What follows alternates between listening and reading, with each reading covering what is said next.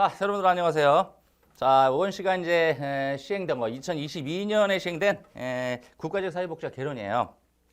여러분이 아마 조금 보실 때 이 법령 문제가 있어서 조금 어려워 보일 것 같다라는 생각을 좀 하신 것 같은데 일단 거두절미하고 문제 바로 가면서 내용 보도록 하겠습니다. 자, 1번 문제 볼게요.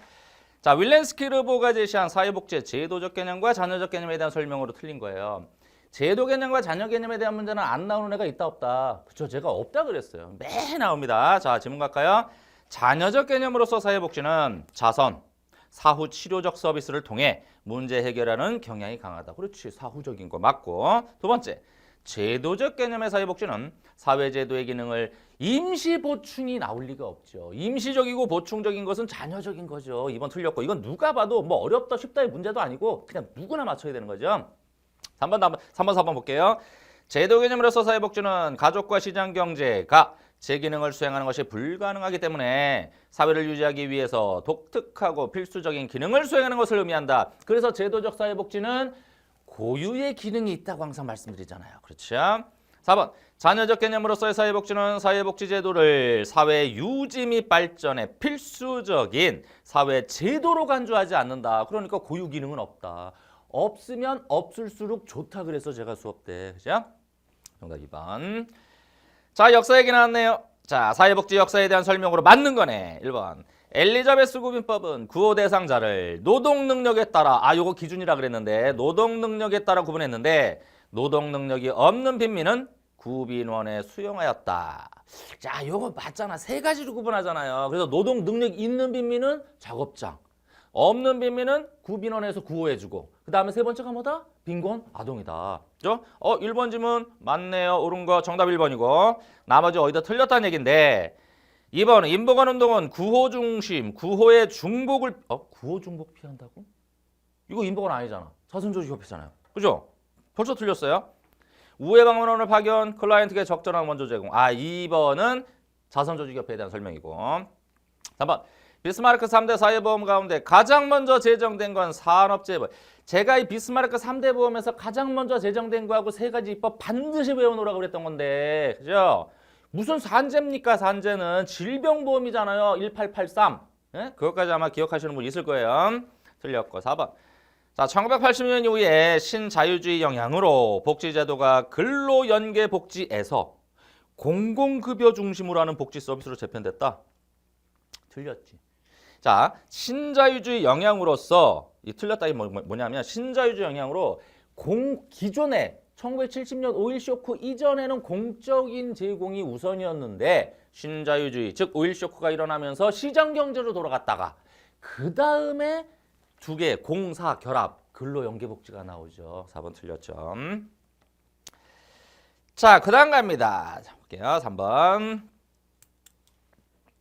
자, 집단사회복지 실천 단계를 준비, 초기, 중간, 종결 단계 4개로 구분할 때 초기 단계에서 행하는 사회복사 역할로 옳은 것만 고른 거, 옳은 거, 맞는 것만 고른 거. 자, 기억에 집단 구성원의 선발 절차를 정한다. 지금 초기 단계입니다. 자, 선발 절차 두 번째 쭉 읽어보고 각 구성원들이 집단에서 성취하고자 하는 개인적 목표를 설정하도록 돕는다. 이건 집단 구성원의 저항과 갈등을 적극적으로 다룬다. 즉, 집단 규칙, 참여자 역할에 대해서 설명하고 안내한다. 자, 요거 한번 가보죠. 지금 보니까 얼핏 보면 속을 수 있을 만한 게 기억이에요. 이게 뭐냐면 집단 구성원의 선발 절차를 정한다 그랬는데 여러분 선발 절차를 정하는 건 집단 준비 단계예요. 근데 여기서 나오는 초기 단계라는 건 준비 단계 지나고 나서지. 그러니까 첫 번째 기억에 있는 건 준비 단계지. 우리가 회기를 얼마 만에 한 번 할 건가, 무슨 요일 날 모일 건가, 집단을 어떻게 뽑을 건가 등을 정하는 거고요. 그죠? 기억 틀렸고. 자, 그다음에 니은 각 구성원의 성취하고자 하는 개인 목표 정한다. 이건 맞는 거고요. 디귿 집단 구성원의 저항과 갈등을 적극적으로 다룬다고. 저항과 갈등을 적극적으로 다루는 건 여기 있는 중간 단계에 해당하는 거고. 그다음 규칙이라든지 역할에 대해서 설명 안내 요거 맞죠. 맞는 건 뭐예요? 니은과 리을밖에 없네. 그죠? 정답 2번. 요건 지문 안에서 조금만 생각해 주시면 알 수 있는 거고. 자, 그다음 여러분 요 문제, 요거 아마 최근에 그 여러분 국가직 시험 보기 전에 제 이 문제풀이라든지 또는 그 요약집 요거 조금 보시면 잡으시지 않았을까 싶은데요. 제가 그 수업 때 그랬어. 제가 최근에 보니까 묘하게 문제 난이도 조절하기 위해서 1급 복지사에 나왔던 지문들이 간간히 보인다. 제가 그거 말씀드린 지가 불과 얼마 안 됐거든요. 요거 바로 그거네. 예? 자, 지역복지 관련 변화를 시기가 이른 것부터 바르게 나열한 거라고 그랬어요. 응? 자, 가번에 희망복지지원단. 이거 사실 기존의 사회복지학 개론에서는 잘 다루지 않았던 최근 내용들이거든요, 이게. 자, 희망복지지원단 2012년, 그죠? 읍명돈 복지허브와 2016년. 그다음 지역사회의 통합돌봄 선도사업, 통합돌봄 선도사업 실시. 요게 연도가 이제 1년 차인데 2018년에 기본계획이 나오고 2019년에 16개 지자체에서 추진돼요. 그러니까 18년, 19년 이렇게 보시고요. 그다음에 행복이음이 있잖아요. 행복이음. 사회복지통합관리망 요거 2010년이거든요. 이거 암기해 놓으셔라고 분명히 제가 사전에 말씀을 드렸던 거고 혹시나 그 수업을 제가 안 들었던 분이라면 제가 적어도 최근 3개년치 1급 복지선 풀어봐라 했던 이유가 바로 이런 것 때문인데 정답 4번 순서 들어가면 요거 암기 안 되는 분 지금 암기해 놓으셔야 됩니다. 자, 그 다음 이제 지역사회 복지 욕구 조사를 위한 자료 수집 방법에 대한 설명으로 틀린 거. 자, 초점 집단 인터뷰는 이건 뭐지? 알고 있는 사람을 찾아가서 직접, 그지? 자, 지역사회 문제와 관련된 소규모 사람들이 한 공간에 자유롭게 의견을 제시하게 하는 방법이다. 여기 초점 집단은요, 이 소수의 관련자가 중심인데 아무나 오면 안 되는 거야. 소수 관련자만 와야 돼요. 맞는 거고. 자, 델파이. 이건 뭐 수차했다. 지역사회 문제와 관련된 전문가들을 대상으로 익명. 왜 익명이죠? 이거 우편설문하잖아. 우편설문. 익명으로 의견을 수렴하고 견해를 합치하기 위해서 이끌어내기 위해서 설문 과정을 반복한다. 맞고. 서베이. 설문조사네. 지역사회 구성원을 대상으로 설문지를 작성, 우편, 이메일, 직접 면접 등의 방법을 통해서 자료를 수집한다. 다 맞고. 4번. 사회지표 분석은. 여러분 사회지표 분석은 뭐예요? 국가가 발표하는 통계 자료 있잖아요. 연감 같은 거. 이거를 입수해가지고 분석하는 거예요. 말 그대로. 근데 설명 뭐라고 되어 있어요? 지역사회를 대표하는 사람을 초대. 지역사회 문제에 대한 설명을 요청하고 이에 대해서 의견을 나눈다. 이건 뭐야? 이건 정보를 알고 있는 사람을 찾아가서 직접 정보 수집하는 겁니다. 지표 분석하고는 아무 상관없어요. 정답 틀린 거 4번. 자, 그다음. 자, 아동복지법상 국가와 지방자치단체의 책무로 옳지 않은 것은 자, 이거 아동복지법 이제 슬슬 나와. 그죠? 아동의 안전, 건강 및 복지 증진을 위하여 아동과 그 보호자 및 가정을 지원하기 위한 정책을 수립, 시행해야 한다. 이건 그대로 있는 거고. 아동의 권리에 관한 협약에서 규정한 아동의 권리 및 복지 증진 등을 위하여 필요한 시책을 수립, 시행하고 이에 필요한 교육과 홍보를 한다. 이것도 맞고. 자, 아동을 가정에서 분리하여 보호할 경우에는 신속히 사회로 복귀할 수 있도록 지원하여야 한다. 이거 진짜 굉장히 이게 지문을 얼핏 공부 안 한 거로 봤을 때 빠질 수밖에 없게 만들어놔서 지금 이게 여기 보시면 지금 요게 틀린 거예요. 3번이 틀렸는데요. 거기 지문에 아동복지법 4조를 제가 설어놨어요. 거기 쭉 보시면요.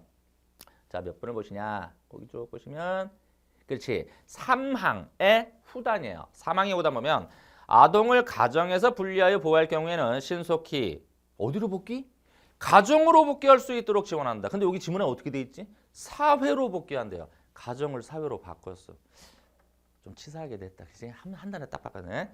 여하튼 이거 틀린 겁니다. 지문 그냥 그대로 보세요. 4번.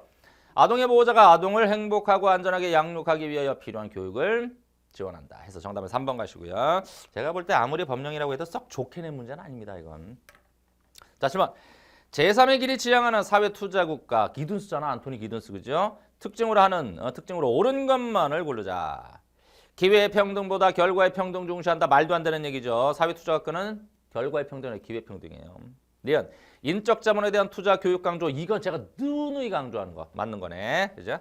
자, 경제정책과 사회정책의 통합성을 강조하지만 사회정책을 경제정책보다 우선한다. 자, 이것도 마찬가지예요. 자, 경제정책과 사회정책을 결합시키는 것은 맞아. 사회투자국가니까. 근데 이거에 균형을 이루어야 돼. 균형을. 근데 뒤에 보면 사회정책을 경제정책보다 우선한다는 내용은 없어요. 틀렸어요.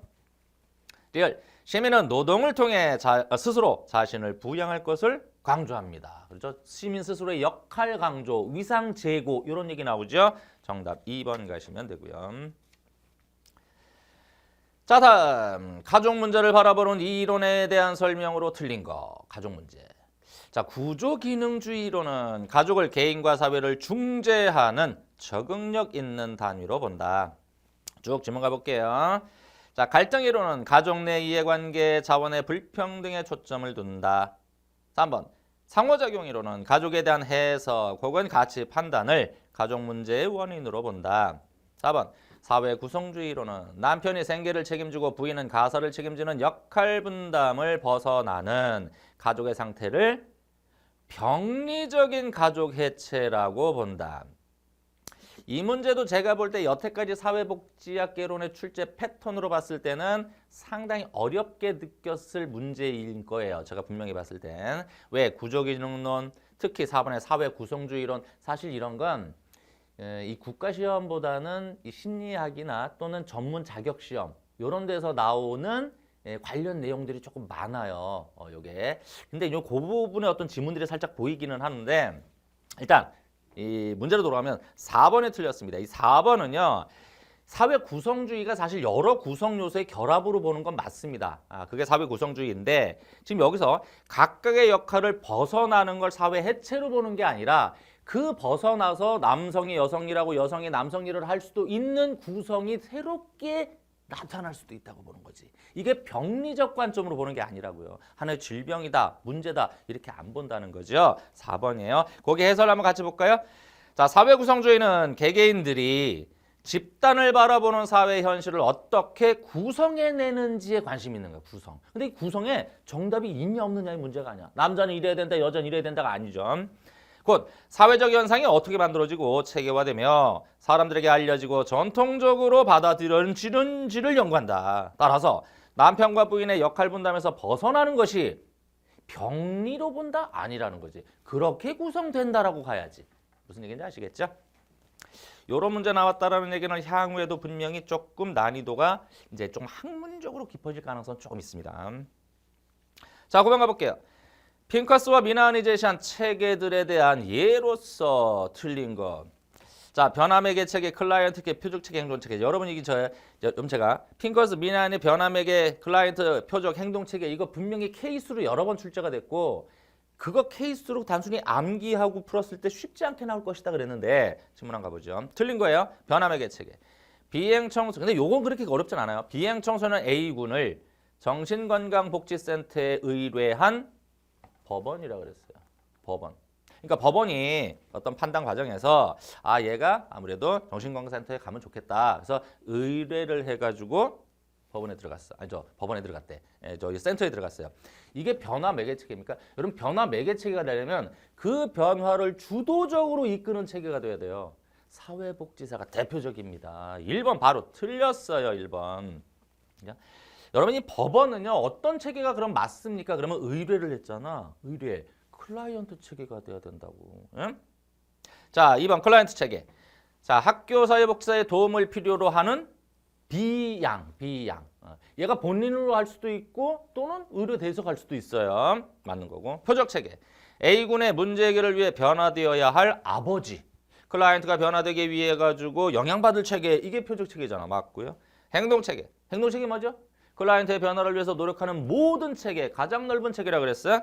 B양의 문제 해결에 격려와 지지를 줄 수 있는 단짝 친구들. 그렇지. 이거 행동 체계 맞죠? 기존의 문제 패턴과 크게 다르진 않습니다. 자, 다음 갑니다. 해결 중심 모델에 대한 예로서 옳은 것만 모두 고르자. 그런데 지금 예라고 물었는데 딱 보니까 해결 중심은 뭐밖에 없어? 질문법밖에 없잖아. 그러니까 질문법이 제대로 된 게 뭐냐 이걸 묻고 있는 거거든요. 가보죠. 자, 예외 질문했네요. 딸의 가출 횟수가 지금보다 조금이라도 줄었을 때는 언제인가요? 그랬어요. 그러니까 예외적 상황이죠. 맞는 거고. 관계성 질문. 장기간 경제적 어려움과 건강 악화가 계속되었는데 지금까지 어떻게 견딜 수 있었나요? 이건 관계성 질문이 아닙니다. 관계성 질문은 개인적인 자유스러운 답변이 가능한 것이 관계성 질문이에요. 예를 들어서 부부관계 문제가 있어. 그러면 그때 남편과 무슨 관계였나요? 또는 시어머니와의 사이는 어땠나요? 이런 게 관계성 질문이고요. 지금 여기 나와 있는 거, 이건 대처 극복 질문이지. 그렇게 힘들었는데 어떻게 포기하지 않고 지금까지 왔냐 이런 거죠. 이건 틀렸고. 척도. 자, 내방하기 전월 빵점 0점. 당신이 염려하는 문제가 해결된 상태를 10점으로 한다면 지금 몇 점입니까? 이건 누가 봐도 척도 질문이고. 대처 질문.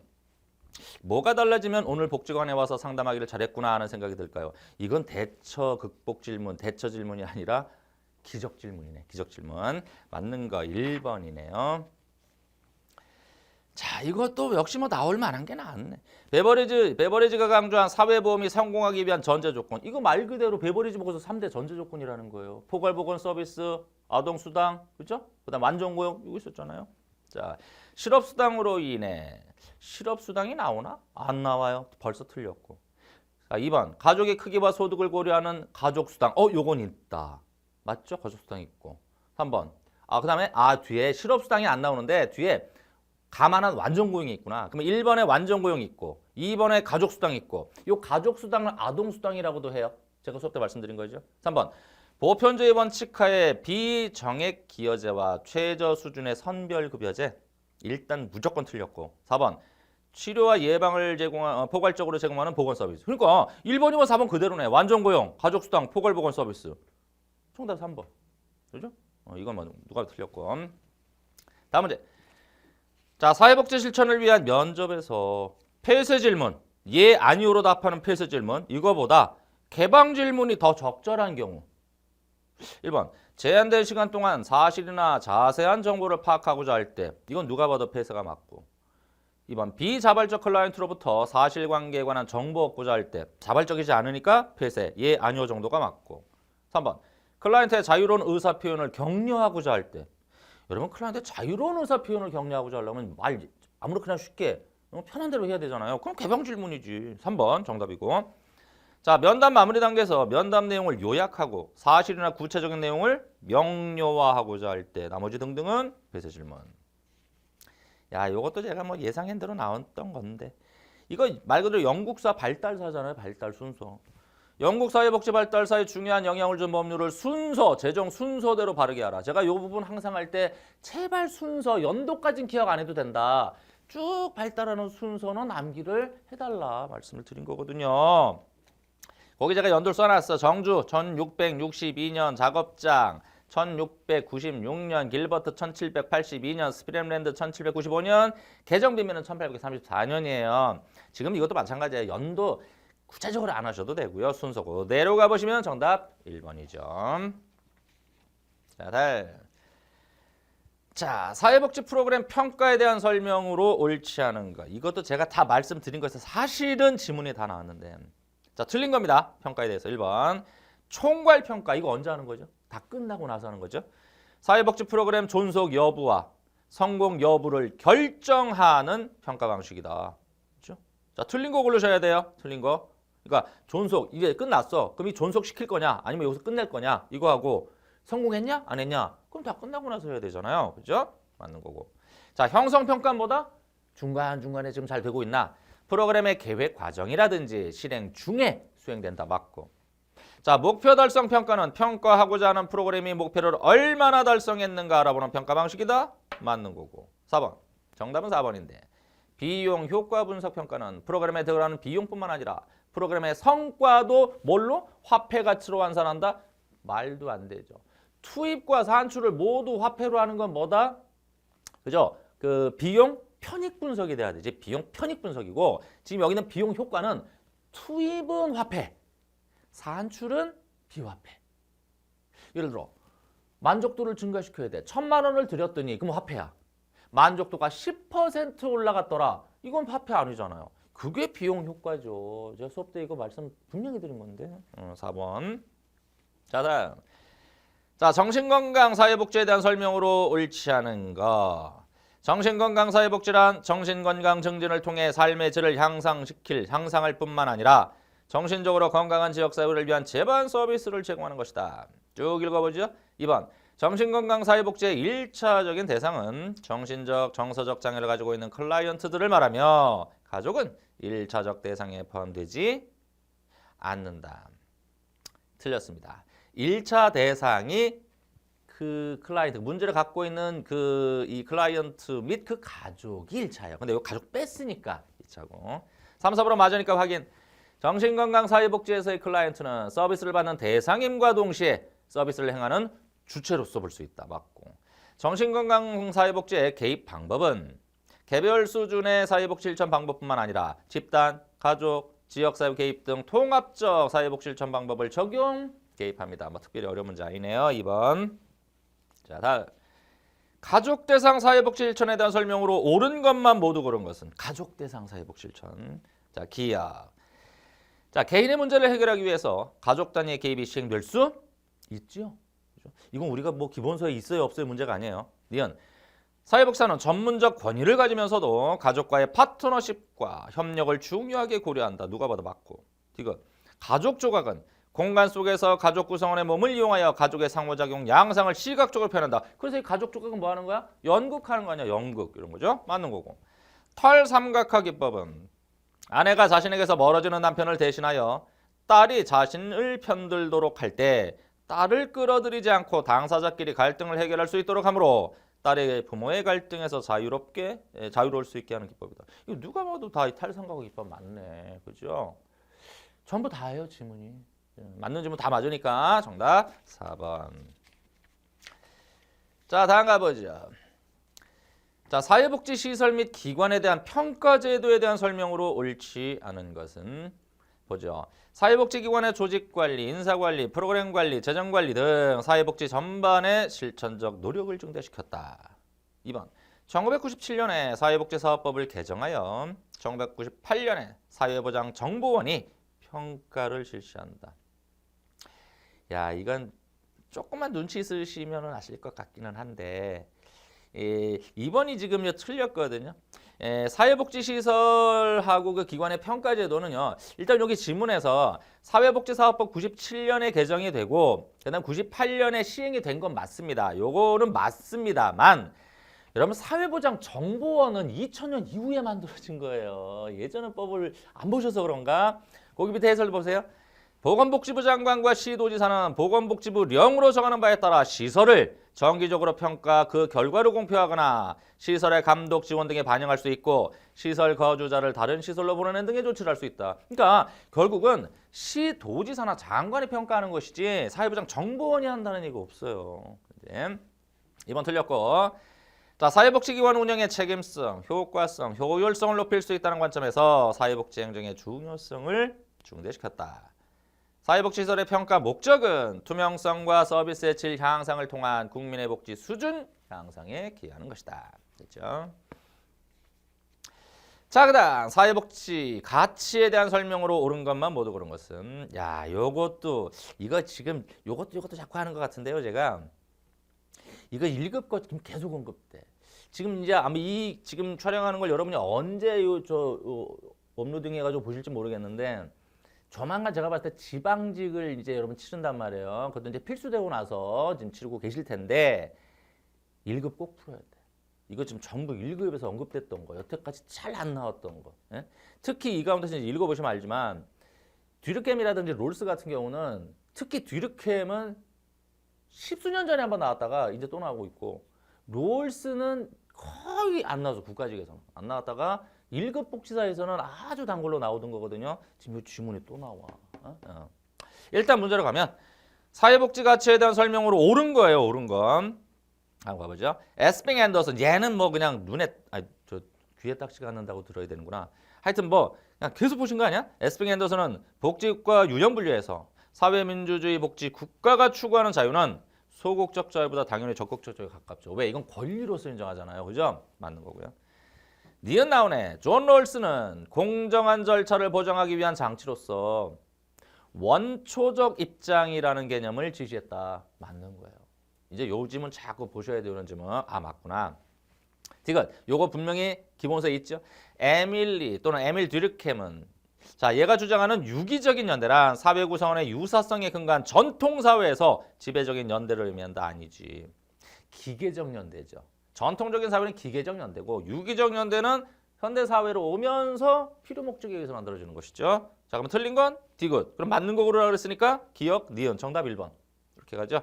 참고로 여기 제가 해설에 이 존 롤스의 정의론이거든요. 굉장히 유명한 정의론인데 사회학에 특히 이건 사회학에서 공부하는 거도 원래는 복잡보다는.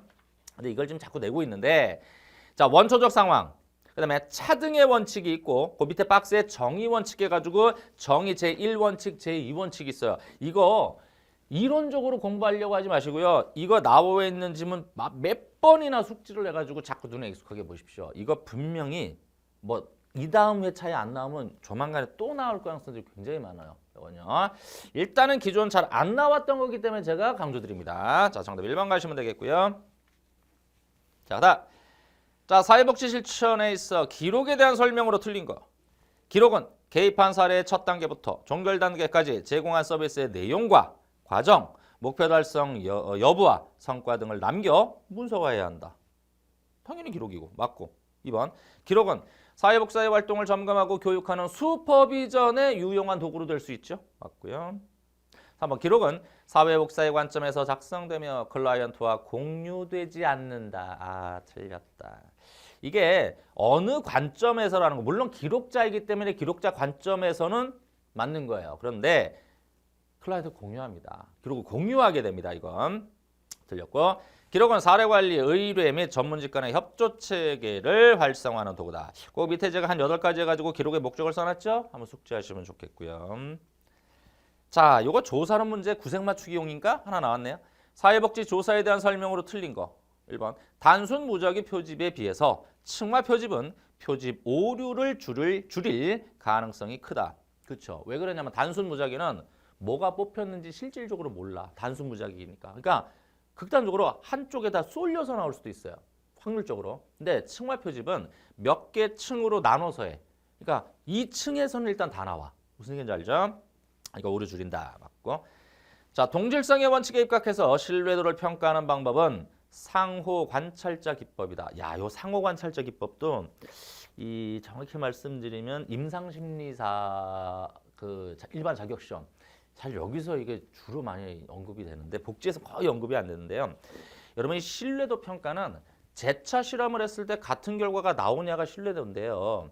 관찰자 이 신뢰도는 관찰자 기법은 여러 명이 하는 거야. 여러 명이 실험을 해보고 결과를 비교해 보는 거예요. 그러면 한 사람이 여러 차례 할 필요는 없잖아요. 그런 장단점들이 있는데 동질성 입장에서 이 신뢰도를 평가하는 방법이 관찰자 기법이 아니고 동질성 기법은 내적 일관성법이지. 여러분이 알고 있는 크롬바의 알파 계수지. 예? 2번 틀렸네요. 3번 외적 타당도. 이건 뭐다? 일반화 정도라고 그랬죠. 봐요. 서술된 인과관계가 그 연구 조건을 넘어 일반화될 수 있는 정도다. 맞고. 독립변수 조작은 가능하지만 대상을 무작위화할 수 없고 독립된 관찰을 여러 번 할 수 있으면 유사 실험 설계다. 그래서 뭐다?